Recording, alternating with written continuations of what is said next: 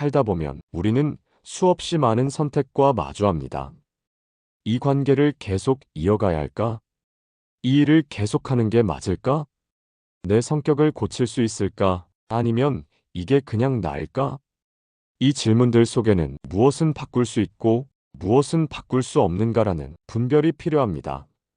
하지만 안타깝게도 많은 사람들은 정작 바꿀 수 없는 일에 매달려 스스로를 괴롭히고 바꿀 수 있는 것은 두려움에 외면한 채 고통을 방치하며 살아갑니다.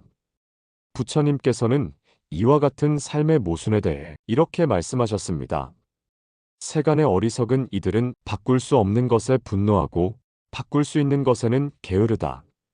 또한 부처님은 다음과 같이 덧붙이셨습니다. 바꿀 수 있는 것은 바꾸는 용기를 갖고 바꿀 수 없는 것은 받아들이는 평온함을 갖되 그 둘을 구별하는 지혜를 갖춰라. 오늘 진리의 정원에서는 바꿀 수 있는 용기와 받아들이는 지혜, 그 경계를 분별하는 힘에 대해 부처님의 가르침과 일화를 통해 함께 살펴보려 합니다. 부처님께서는 제자들에게 늘 이렇게 말씀하셨습니다. 너의 고통은 바깥에서 오지 않는다.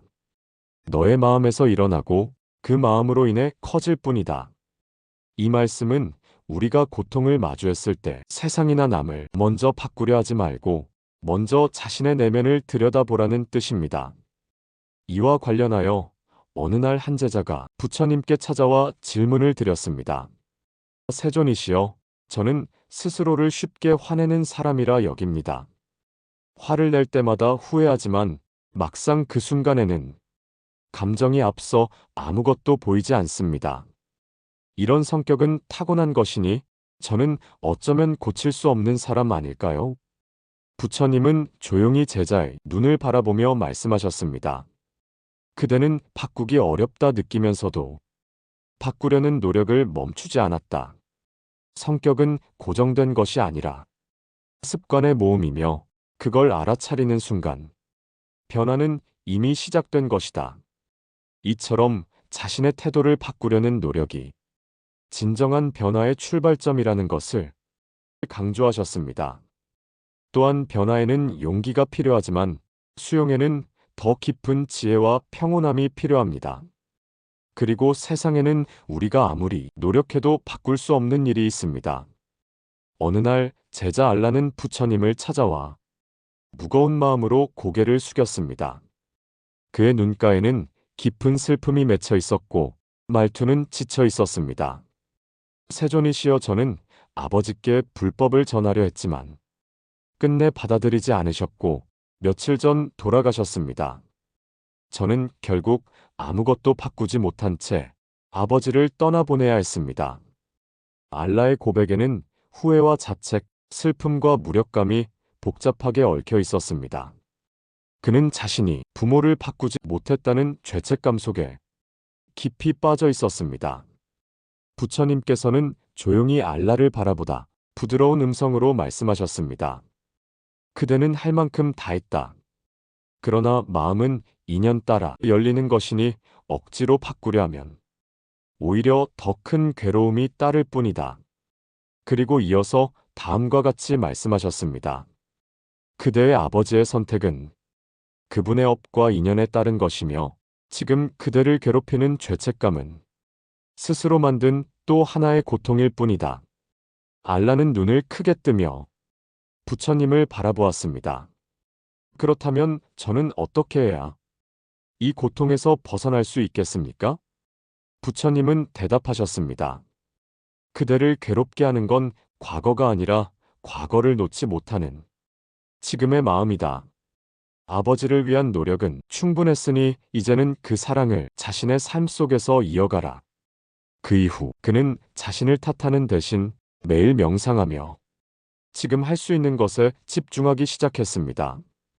이 세상에는 바꿀 수 없는 것들이 분명 존재합니다. 이미 지나간 과거, 타인의 마음, 상실과 죽음까지도. 그것을 억지로 바꾸려 하면 결국 우리는 지치고 무너집니다. 그렇기에 부처님은 다음과 같이 말씀하셨습니다. 수용이란 포기가 아니다. 그것은 더 이상 상처받지 않겠다는 자비의 선언이다. 이렇듯 부처님이 말씀하신 수용은 무력한 체념이 아니라 능동적인 평온함입니다.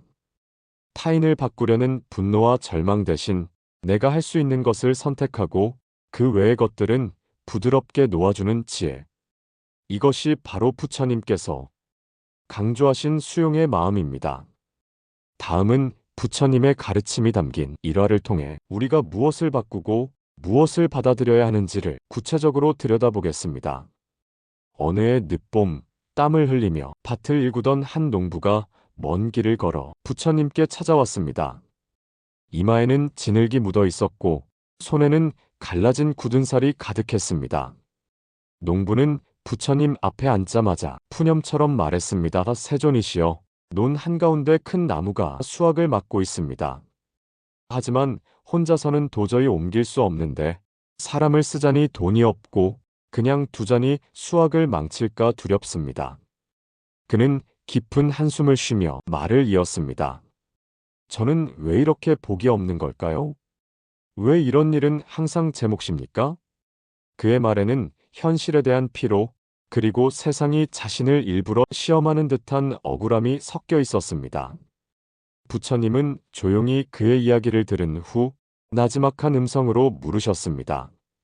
그대는 그 나무를 보았을 때 무엇을 가장 먼저 떠올렸는가?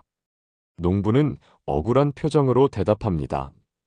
왜 하필 내 눈에만 이런 나무가 생겼나 답답하고 원망스런 마음이 들었습니다. 그러자 부처님은 천천히 고개를 끄덕이며 말씀하셨습니다. 세상에는 옮겨야 할 나무보다 옮길 수 없다고 믿는 생각이 더 무거운 법이다. 부처님은 이어 설명하셨습니다. 그대는 지금 나무가 삶을 맞고 있다고 여기고 있지만 실상 그대의 고통을 만든 건 이건 옮길 수 없다는 마음이다. 나무는 뿌리를 내릴 뿐 그대처럼 괴로움을 품거나 불평을 하지 않는다. 장애는 현실에 있는 것이 아니라 그것을 받아들이는 마음속에 자리하는 것이다. 농부는 처음에는 그 말이 잘 이해되지 않았습니다. 그러자 부처님은 다시 부드럽게 말씀하셨습니다. 만약 그대가 지금 할 수 있는 작은 일부터 시작한다면, 즉 나무 옆에 잡초를 뽑고 주변을 정비하고 나무를 조금씩 잘라내는 데 집중한다면 어느 순간 그 나무는 옮길 수 있는 존재로 바뀌게 될 것이다. 하지만 그대가 할 수 없는 것만 바라보며 괴로워한다면 그 나무는 영원히 그대를 막는 벽으로 남게 될 것이다. 농부는 한동안 말없이 앉아 있다가 고개를 들어 다시 부처님을 바라보았습니다. 그 나무보다 더 단단한 건 제 고집이었군요. 이렇듯 인생의 장애물은 밖이 아니라 나는 못한다는 마음입니다. 한낮의 열기가 여전히 머물던 어느 늦은 오후, 누더기 옷을 입은 한 청년이 땀에 젖은 얼굴로 부처님이 머무는 숲속을 찾아왔습니다. 청년은 주저하듯 다가와 무릎을 꿇고 말했습니다. 세존이시여, 저는 악한 사람입니다. 살기 위해 도둑질을 시작했지만 이젠 그게 습관이 되어버렸습니다. 그는 고개를 들지 못한 채 말을 이었습니다. 이제는 죄책감조차 사라졌지만 문득 이런 삶이 계속 가능할까? 하는 생각에 여기까지 왔습니다. 고치고 싶지만 막상 그 순간이 오면 또 손이 먼저 움직일 걸 압니다. 청년의 말은 스스로에 대한 실망과 체념으로 가득 차 있었습니다. 그는 자신은 절대 바뀔 수 없는 인간이라 믿고 있었고 그 믿음이 그의 삶 전체를 뒤덮고 있었습니다. 부처님은 청년의 고백을 조용히 듣고 계시다가 한참 후 입을 여셨습니다. 그대가 바뀔 수 없다고 말하면서도 지금 여기까지 온 걸 보면 이미 변화는 시작된 셈이구나. 청년은 의아한 표정으로 고개를 들었습니다. 지금 여기 온 것만으로도 변화가 시작된 거라고요? 부처님은 고개를 끄덕이며 말씀하셨습니다. 마음은 단번에 바뀌지 않는다. 습관처럼 굳어진 만큼 결심보다 중요한 건 매일 다시 확인하고 반복하는 연습이다. 청년은 고개를 끄덕이며 말했습니다. 하지만 저는 그 순간이 되면 결국 또 손이 먼저 움직입니다. 그때는 아무 생각도 나지 않습니다. 부처님은 그런 그를 바라보며 차분히 말씀하셨습니다. 그렇다면 도둑질을 하더라도 한 가지만 지켜라. 훔치기 전 5분간 명상하며 지금 무엇을 하려는지 스스로 바라보거라. 청년은 놀란 표정으로 부처님을 바라보았습니다. 도둑질을 하지 말라고 하실 줄 알았는데 명상을 하라 하시다니요? 부처님은 미소를 지으며 대답하셨습니다.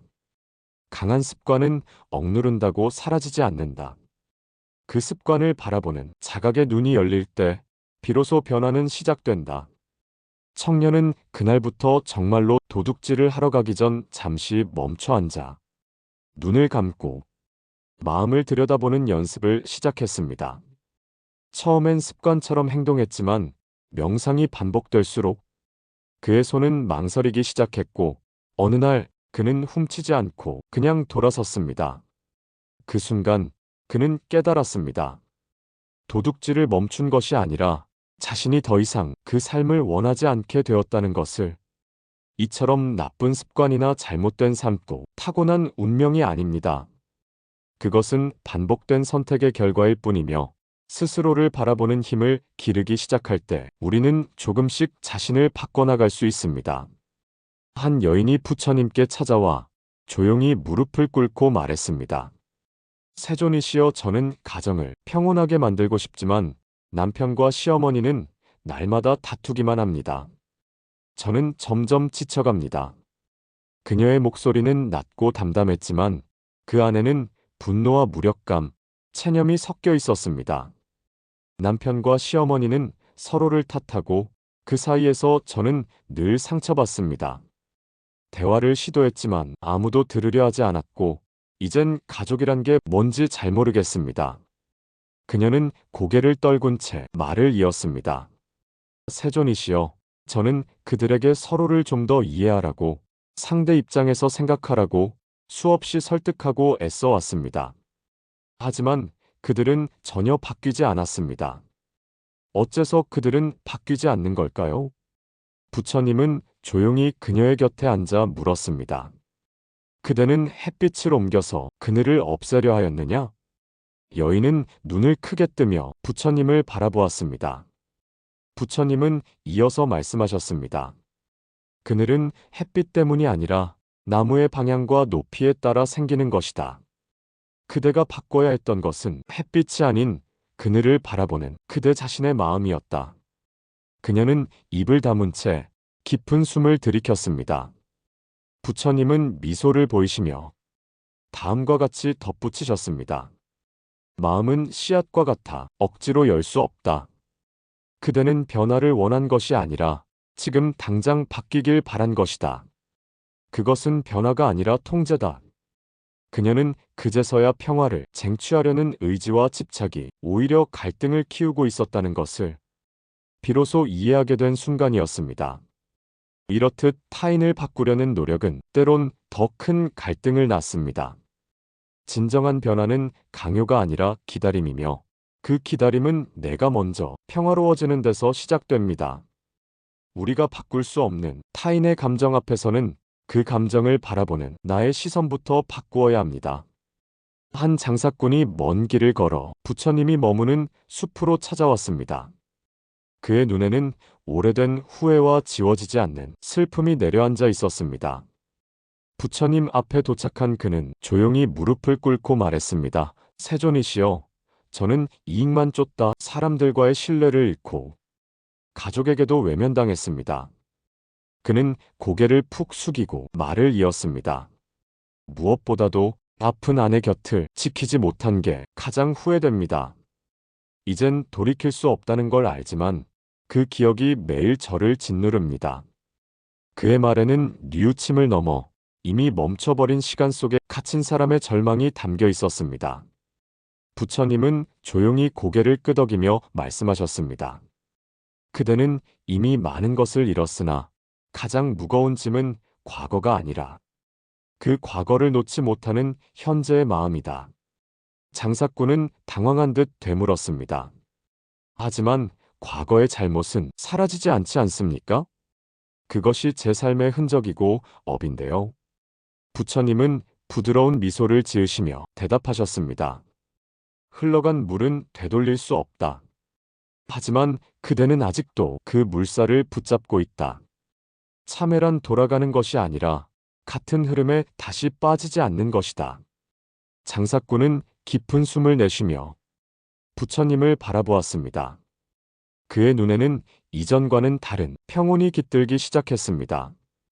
부처님은 마지막으로 그에게 말씀하셨습니다. 과거를 뉘우치되 머무르지 말고 오늘을 정성껏 살아가라. 그대의 뉘우침은 삶을 후회로 덮는 것이 아니라 지금 이 순간을 밝히는 등불이 되어야 한다.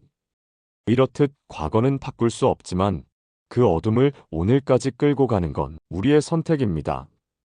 참회는 머무름이 아니라 지금을 새롭게 사는 실천입니다.